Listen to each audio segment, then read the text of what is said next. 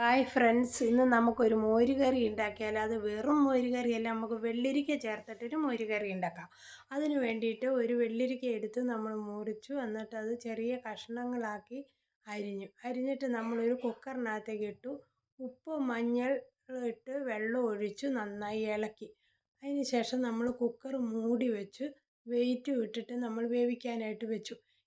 ഈ കറിക്ക് അരപ്പിന് വേണ്ടിയിട്ട് തേങ്ങ, ചെറിയുള്ളി, വെളുത്തുള്ളി, പച്ചമുളക്, ജീരകം നമ്മൾ എടുത്തു വെച്ചൊരു മിക്സിയുടെ ജാറിനകത്തേക്ക് ഇതെല്ലാം എടുത്തിട്ടിട്ട് നമ്മൾ അരച്ചു കൊണ്ടുവന്നിട്ട് നമ്മൾ വേവിച്ച് വെച്ചിരിക്കുന്ന വെള്ളരിക്കയിലേക്ക് ഇതെല്ലാം ചേർത്തൊന്ന് തിളച്ച ശേഷം നമ്മൾ മോര് ഇതിനകത്തേക്ക് ചേർത്തു.